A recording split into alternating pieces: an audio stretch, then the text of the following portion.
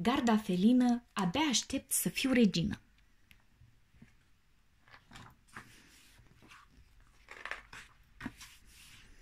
Într-o după-amiază, Chiara îl vede pe Chion ascunțându-și ghearele pe copacul ei preferat.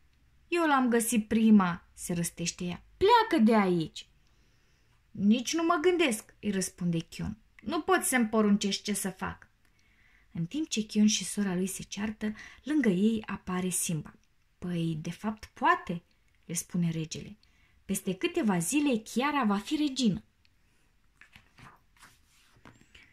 Ce s-a întâmplat, tată? Întreabă Chion. Simba îi anunță că va pleca pentru câteva zile împreună cu Nala și cu Zazu, iar regaltul va rămâne în grija Chiarei. Și cât o să lipsiți? Se interesează Chiara îngrijorată. Să știi că și eu am avut emoții când am devenit rege, mărturisește Simba, dar am încredere în tine și în garda felină. În dimineața următoare, după plecarea părinților, Chiara intră în rolul de regină.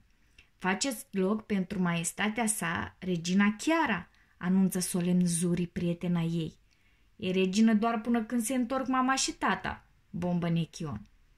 În apropiere, Mzingo pândește din înaltul cerului. Simba și Nala au lăsat regatul în grija fetei lor.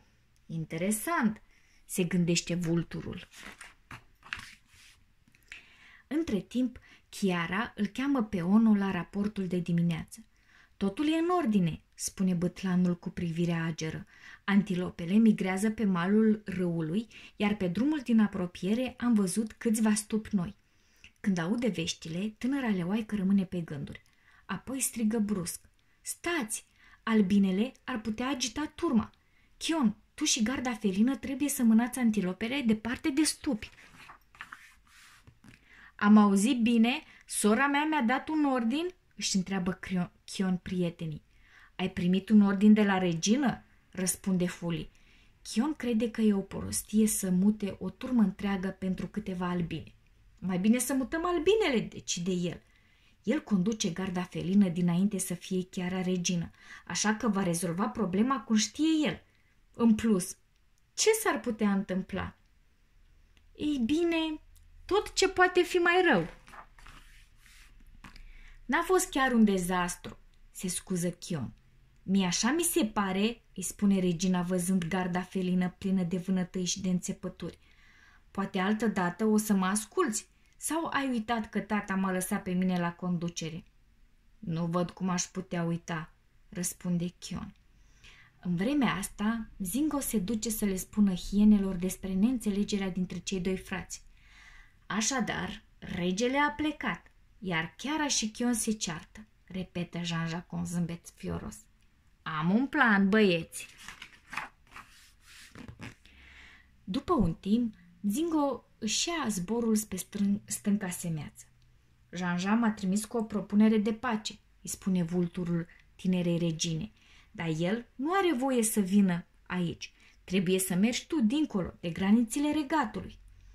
O să mă gândesc, răspunde Chiara. Leoaica îi povestește lui Chion despre invitația hienei. E o capcană, se alarmează Chion. Pur și simplu nu suport să am dreptate.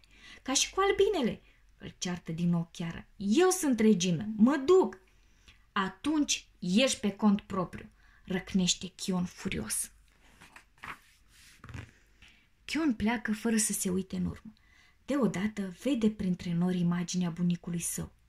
Chion, ce te supără? Chiara, bunicule, n-ar trebui să aibă încredere în Janja. Înțeleptul spirit îl sfătuiește pe nepotul său să rămână alături de sora lui în orice împrejurare. Mai ales când greșește, adaugă Mufasa. Luând aminte la cuvintele bunicului său, Chion dă fuga la stânca semeață să-și caute sora. Dar ea a plecat deja. Prieteni, chiar are nevoie de noi, strigă leul chemând garda felină. Până când ținutul leilor nu va mai fi, garda felină îl va păzi. Când îl ajunge la locul de întâlnire, chiar își dă seama că ceva nu e în regulă. Cred că am făcut o greșeală, se gândește ea. În câteva clipe, haita lui Janja o impresoară pe regină. Simba nu va mai avea de ales. Va trebui să-mi cedeze tronul, declară Janja. În clipa aceea, Chion și garda felină se năpustesc în vizuina hienelor. Luați-vă labele de pe regină, răcnește Chion. Chion, ai venit, strigă Chiara. Bineînțeles. Suntem încolțiți, urlă Janja spre haită, s-o ștergem de aici. Îți mulțumesc, îi spune Chiara fratelui ei. Ai avut dreptate, am greșit. Și eu ar fi trebuit să-ți ascult sfatul despre albine, îi mărturisește Chion. Curând, Simba se întoarce în ținutul leilor și vrea să afle ce s-a întâmplat în lipsa lui. Ai avut greutăți? Întreabă pe Chiara. Păi, începe Chiara, dar Chion o întrerupe. Da, dar s-a descurcat grozav. Va fi o mare regină cândva. Abia aștept să fii regină, nu-i așa? O întreabă vesel Chion. Cred că pot să mai aștept puțin, răspunde Chiara, zâmbind la rândul ei.